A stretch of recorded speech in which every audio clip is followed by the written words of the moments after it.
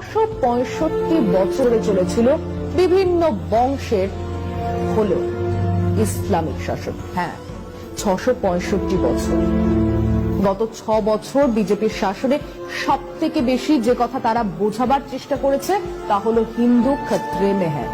অথচ এই হিন্দুরা অনায়াসে পার করেছে 665 বছরের ইসলামিক শাসন। 665 বছরে কেউ যদি চাইতো তাহলে কি এই ভূখণ্ডে একজনও হিন্দু অবশিষ্ট থাকতো? আমি সুচন্দ্রিমা, নমস্কার।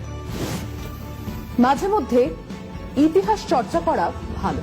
কিছু মানুষ আছেন যারা ইতিহাসের নামে তাদের ইচ্ছে মতো যা খুশি তাই বোঝাতে থাকেন, সেটা বিপজ্জনক। তাই আজ একটু ইতিহাস ঘাটা যাক।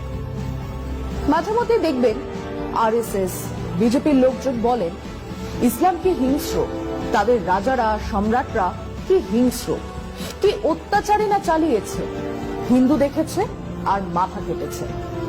এবং এসব বলতে গিয়ে সবচেয়ে আগে যার নাম আসে সে হলো চেঙ্গিস খান।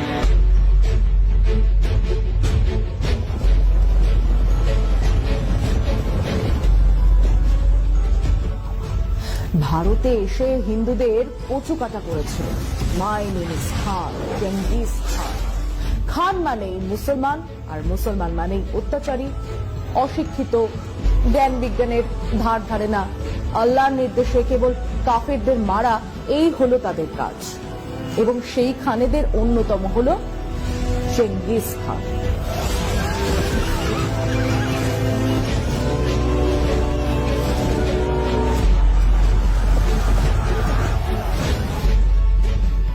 আইটি সেল থেকে তথ্য পৌঁছে দেওয়া হয়, তারপর সত্যিকারের অশিক্ষিত ভক্তের দল বা ধান্দাবাজি করার জন্য জুটে যাওয়া পাবলিক এই তথ্য গোল গোল চোখ করে এমন বর্ণনা করবে যে মনে হবে রিবাস সে নিজেই হাজির ছিল, চেঙ্গিস খানের সঙ্গে সেলফিও তুলেছিল। এবার তথ্যটা দেখা যাক। চেঙ্গিস খান মুসলমান ছিলেন, তিনি ছিলেন টেংরিস্ট। এশীয় ইউরোপীয় স্টেপি অঞ্চলে আকাশ দেবতা টেংরির পুজো করতেন। কেবল তাই নয়, তিনি হালাল মাংসের ওপর নিষেধাজ্ঞা জারি করেছিলেন। তার বংশধর কুবলাই খান বৌদ্ধ ধর্ম গ্রহণ করেন এবং তিনি সুন্নত এবং হালাল দুইয়ের ওপরেই নিষেধাজ্ঞা জারি করেন। চেঙ্গিস খান ভারতবর্ষের ধারে কাছেও আসেননি, আফগানিস্তানে এসেছিলেন তার ছেলে। অতএব চেঙ্গিস খান দিল্লিতে লাশের পাহাড় বানিয়েছিল এ তথ্য ভুল। হ্যাঁ, তিনি কিছু জায়গায় লাশের পাহাড় বানিয়েছিলেন, তা ছিল মুসলমানদের। মধ্য এশিয়ার শাহ বংশের সম্রাট শাহ আলাউদ্দিন মোহাম্মদকে আক্রমণ করেছিলেন এবং তার সাম্রাজ্যের মুসলমান প্রজা আর সামরিক বাহিনীদের কচুকাটা করেছিলেন, এবং তারা ছিলেন মুসলমান। শোনা যায় সেই সময় 3 দিনে তিনি 1.5 লক্ষ মুসলমান হত্যা করেছিলেন।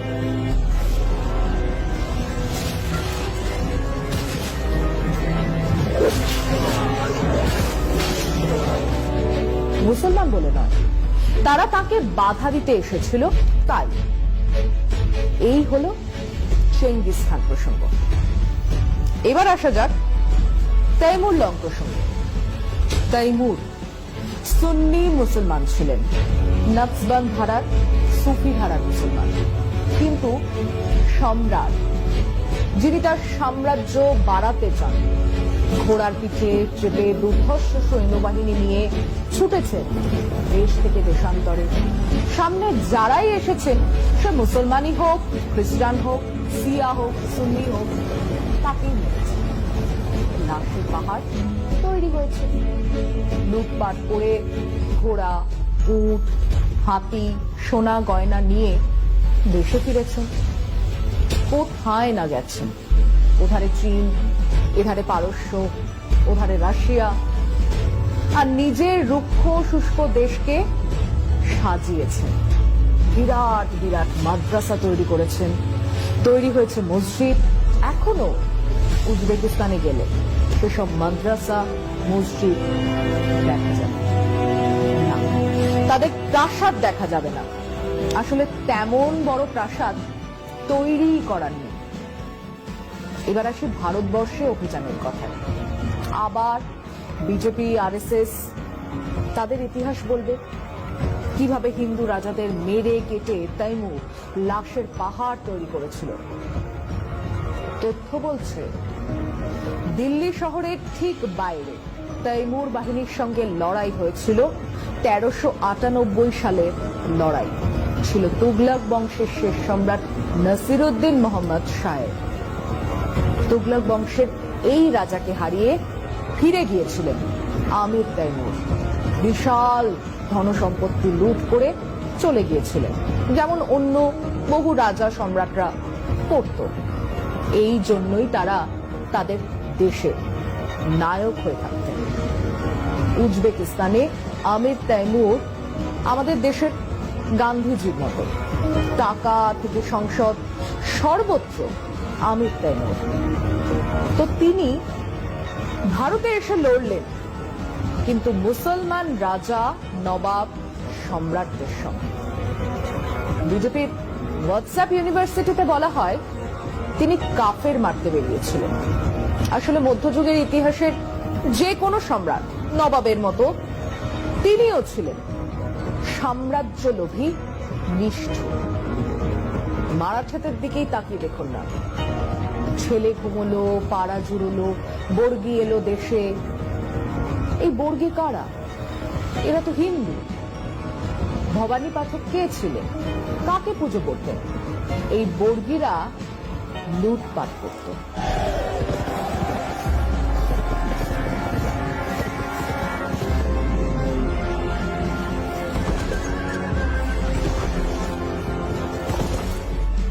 মহিলাদের অপহরণ করতে এসেছিল এই বাংলায়। কে আটকালো? আলীবর্দী খান, একজন মুসলমান রাজা। তাকে আটকাচ্ছে। কাকে আটকাচ্ছে? হিন্দু লুঠেরাদের। আর কাকে বাঁচাচ্ছে? তার হিন্দু প্রজাদের। এমনি এমনি নাকি? হিন্দু প্রজারা খাজনা দিত, তাই তাদের বাঁচিয়েছিল। এর সঙ্গে হিন্দু মুসলমানের কোনো সম্পর্ক নেই। অথচ বিজেপি আরএসএস তারা বোঝাচ্ছে মুসলমান রাজত্বে কি অত্যাচারী না হয়েছে। হয়েছে তো। হিন্দু রাজারাও অত্যাচার করেছে, মুসলমান নবাবরাও করেছে, যে কোনো শাসক যেমন করে থাকে। আবার তাদের মধ্যে ভালো শাসকও ছিলেন।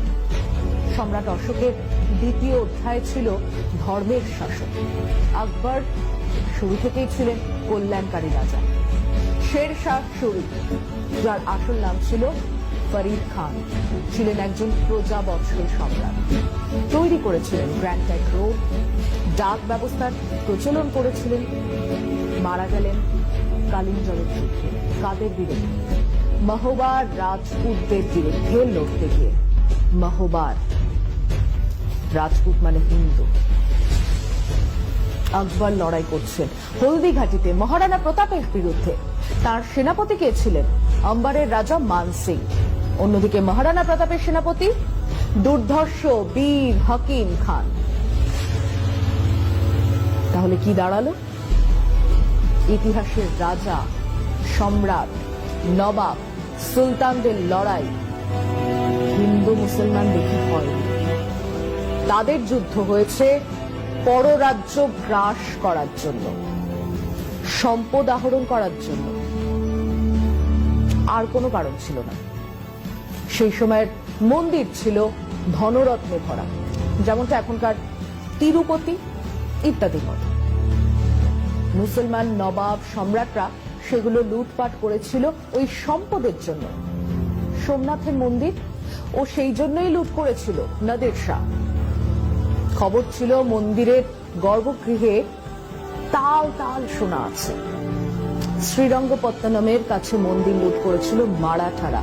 বাংলার বেশ কিছু এমন মন্দির লুট করেছিল মারাঠারা। আসলে চেয়েছিল সম্পদ আহরণ করতে। কিন্তু যে ঘটনাগুলোকে আজ এত দিন পরে তুলে ধরছে আরএসএস বিজেপি, তা দিয়ে তারা বোঝানোর চেষ্টা করছে কেবল মুসলমান রাজারা হিন্দুদের ওপর অত্যাচার করত। আচ্ছা আসুন তাহলে আরেকটা তথ্য দেওয়া যাক। 1192 পৃথ্বীরাজ চৌহানকে যুদ্ধে হারিয়ে মোহাম্মদ ঘোরি দিল্লি দখল করলেন। এরপর 1857 সিপাহী বিদ্রোহের পর ব্রিটিশরা আসে। 665 বছর ধরে চলেছিল বিভিন্ন বংশের হলেও ইসলামিক শাসন। হ্যাঁ, 665 বছর, মানে সম্রাট বা নবাব বা সুলতানের ধর্ম ছিল মুসলমান। এবং এই যে বিজেপি রোজ বলে যায় মুসলমানরা আর 50 বছরে সংখ্যাগরিষ্ঠ হয়ে উঠবে, যদিও এখনো তারা ওই 15%ই দাঁড়িয়ে। গত 6 বছর বিজেপির শাসনে সব থেকে বেশি যে কথা তারা বোঝাবার চেষ্টা করেছে তা হলো হিন্দু খতরে মে হ্যায়। অথচ এই হিন্দুরা অনায়াসে পার করেছে 665 বছরের ইসলামিক শাসন। ভারতবর্ষের এই বিশাল এলাকাতে কটা মন্দির ভাঙার ইতিহাস পাওয়া যায়? 665 বছরে কেউ যদি চাইতো তাহলে কি এই ভূখণ্ডে একজনও হিন্দু অবশিষ্ট থাকতো? কোথাও কেউ কোনো ধার্মিক অত্যাচার করেনি, কোনো মন্দির ভাঙেনি। আলবাত অত্যাচার হয়েছে, ধর্মীয় কারণেও অত্যাচার হয়েছে, আলবাত মন্দির ভাঙা হয়েছে, কিন্তু তা ছিল না সারা দেশের, সারা সমাজের কথা। আর সব রাজা, সব সম্রাট, সব নবাব, সব সুলতানরাও একইভাবে ভাঙার কাজ করে গেছেন তাও নয়। ধরুন অরঙ্গজেবের কথা, যে কথা বিজেপি আরএসএস সব থেকে বেশি বলে। আসুন দেখা যাক সত্যিটা কি। অরঙ্গজেব নাকি কাশী বিশ্বনাথের মন্দির ভেঙেছিলেন, ঠিকই বলছে। অরঙ্গজেবের ধর্মীয় অসহিষ্ণুতা ছিল, কিন্তু উনি আবার কামাখ্যা মন্দিরের জন্য জমি দান করেন, উজ্জয়িনীর মহাকাল মন্দিরের জন্য জমি দান করেছিলেন, বৃন্দাবনের কৃষ্ণ মন্দিরের জন্য জমি দান করেছিলেন। তাহলে কি নাড়ালো? উনি মন্দির ভেঙেছেন, আবার মন্দিরের জন্য দানও করেছেন।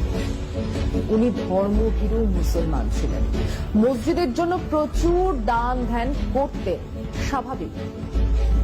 কিন্তু গোলকুন্ডার রাজা তানা শাহ তাকে খাজনা দিচ্ছিলেন না। ওদিকে প্রচুর ধনরত্ন এক মসজিদের ভেতরে জমা করেছিলেন। অরঙ্গজেব সেই মসজিদ ভেঙে ওই ধনরত্ন লুট করেন। অন্তত একটা মসজিদ ভাঙার কথা তো ইতিহাসেই আছে। আসলে আমরা নবাব, সম্রাট, সুলতানদের নৈতিক ধার্মিক দৃষ্টিকোণ থেকে দেখার চেষ্টা করছি। নবাব, সম্রাট, সুলতানরা অর্থ, প্রতিপত্তি, ক্ষমতার জন্য শাসন করতেন, ধর্ম, ন্যায়, নিষ্ঠার জন্য নয়। আসলে এটা এক ধরনের ইতিহাসের বিকৃতি, ইতিহাসকে সাম্প্রদায়িক দৃষ্টি দিয়ে দেখানোর চেষ্টা, যা শুরু হয়েছিল 1857-তে সিপাহী বিদ্রোহের সময় থেকে। বাহাদুর শাহ জাফরকে সামনে রেখে কারা লড়ছিলেন?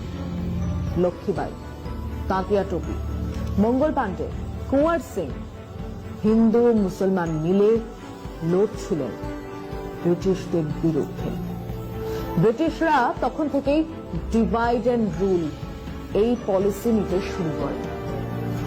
তারাই প্রথমে ইতিহাসকে বিকৃত করার, সাম্প্রদায়িক দৃষ্টিকোণ থেকে অন্য ইতিহাস লেখা শুরু করে।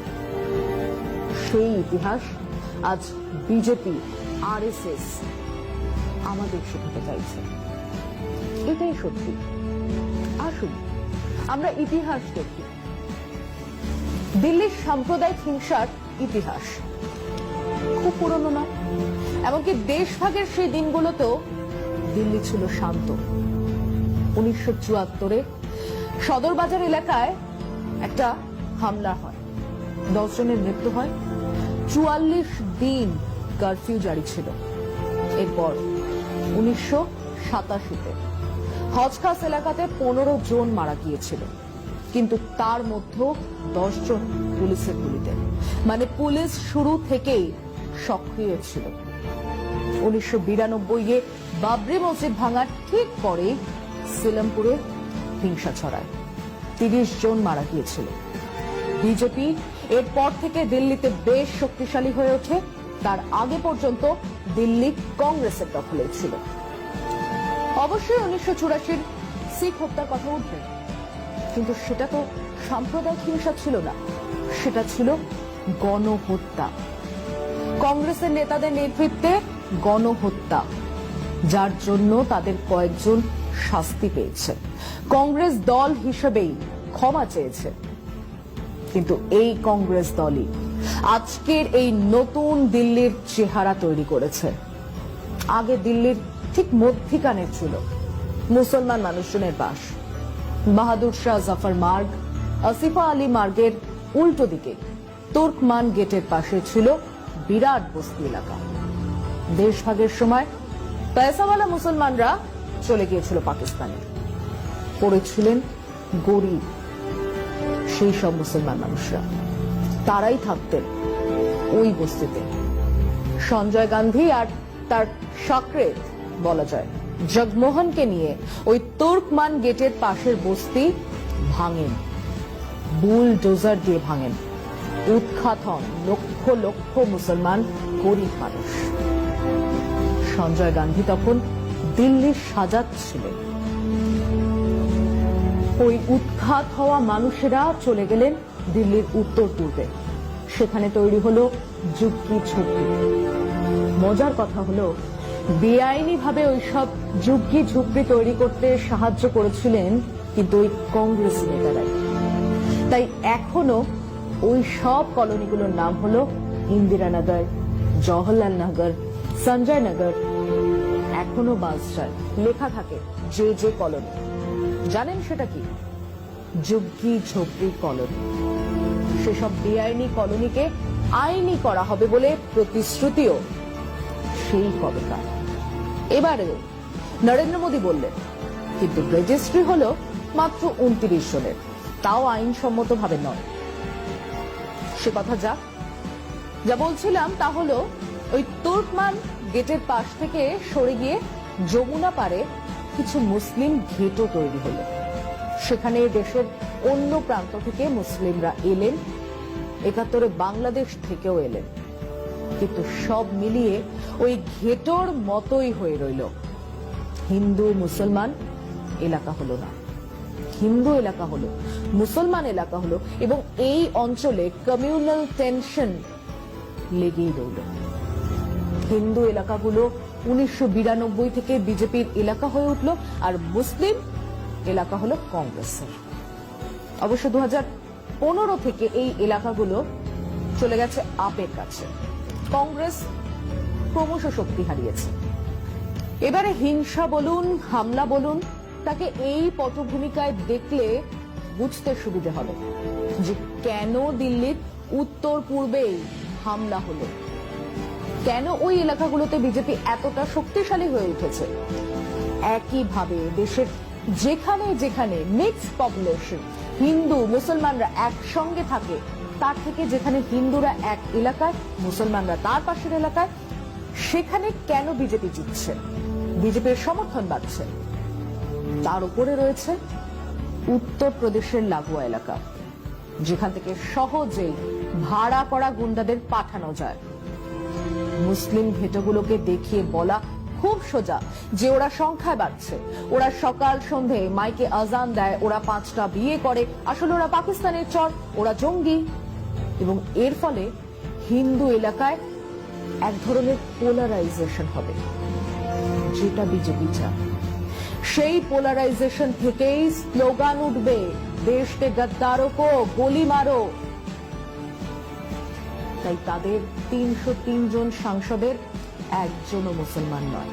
উত্তরপ্রদেশে তারা একজন মুসলমানকেও এমএলএ টিকিট দেয়নি, তাদের দরকার নেই।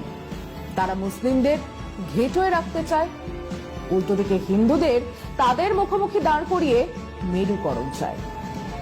এটাই তাদের ঘোষিত রাজনীতি। তাই তারা দিল্লি থেকে কলকাতা স্লোগান দিতে পারে, দেশকে গদ্দারো কো গোলি মারো সালো কো। গদ্দার কারা? উত্তর পরিষ্কার। কেন? ওই তো পোশাক দেখেই চেনা যাচ্ছে। এবং যারা তাদের হয়ে কথা বলছেন তারা দেশদ্রোহী, তারাই গদ্দার। যেখানে হিন্দু মুসলমান একসঙ্গে থাকবে সেখানে মেরুকরণ করা কঠিন।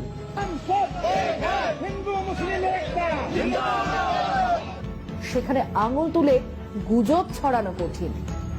ওরা রোজ গরুর মাংস খায় বললেই কেউ বলবে, ধুস, চাচার তো ইউরিক অ্যাসিড, মাছ মাংস কিছুই তো খায় না।